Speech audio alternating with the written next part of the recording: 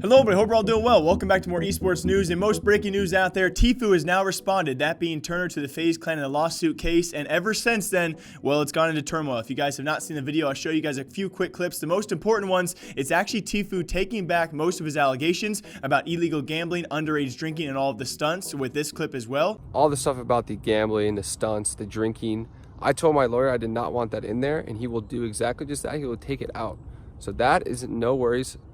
That is out of my way. Which is very interesting. Banks responded on Twitter thanking him for that because obviously, well, first of all, when I think about this, from Tfue's standpoint, do you think he can actually prove this kind of stuff? I do respect the move and the fact that he said he did not want this in the contract or in the lawsuit itself. And very importantly, on top of that, he did not say he's taking back the underage signings, that being High Sky, because that probably can be proven in a court of law. So he's also sticking to the two main topics right now. Of course, the underage signing with High Sky, potentially just being 11 years old. But most importantly, the very poor contract as well, with many statements made throughout this video. Very short video, but he said this statement quite a few times. I can't disclose what is within this contract, but FaZe Clan, please release the contract. So the primary goal of this video to kind of course, release a statement about this, a very short one of that, just about 2 minutes. I was very surprised not to see an in-depth response by this. Pretty much summed up by saying, release the contract and show everyone how scummy and bad of a contract initially was. If you guys don't somehow know the initial case, he was actually signed for 6 months. If certain terms were actually met in that contract, he was re-extended for 3 years automatically, which of course those terms after his blow up were met by FaZe Clan, and thus he was going to be signed for an additional 3 years. According to Tfue, he tried to get out of that contract multiple times and was denied, and that's why we are now here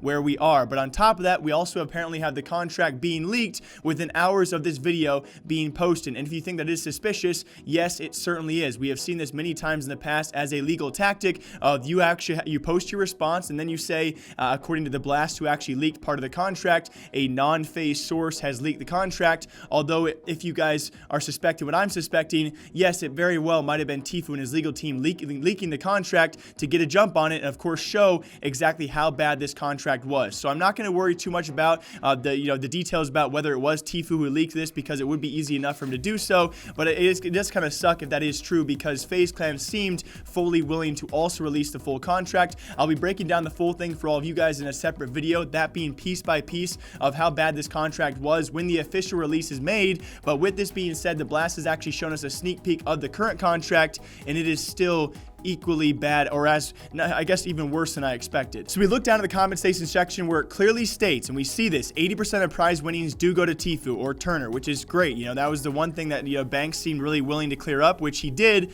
But then it gets worse and worse. You see that if Tfue or Turner brought a brand deal to FaZe Clan that was actually compliant with all of their contract terms, which I've gone over this, not many brand deals would have been, Tfue gets 50%, the organization gets 50%. But also, if FaZe brings him a brand deal, they keep 80% and Tfue gets 20%. But that is just the start. Where it gets more interesting is when it comes to in-game merch, as well as, of course, that being his creator code. If you guys do not know about this, the past 12 months alone estimated Tfue's earnings from that creator code alone being upwards of $10 million. And you look back in the contract when it comes to in-game merch and sticker or whatever it might be for sales, which likely classifies as his creator code, yes, 50% of that would go to the organization, which is absolutely insane. And with that statement alone, if that is true, I'm surprised Tfue and Turner has not really clarified this yet so far. If this contract does allude to his creator code being 50% to the organization, if that is true though, with FaZe Bank saying we've only taken $60,000 from you, that certainly has all of a sudden become $60,000 into nearly $5 million. And now you can suddenly see why Tfue was so urgent to get out of this exclusive contract, which seems pretty bad for him in the future. So that turns the tables completely on the argument. If that is true, I will of course break down the full contract when it's released by Tfue or his legal team, or of course FaZe Clan as well. I want to make sure it's the legit contract, but I will break it down piece by piece for all of you. As of right now though, I am super curious where you guys stand about this, because this contract does seem to be very, very scummy. Yes, skip over the part unless you guys want to take a strong stance on that. Tfue did sign this.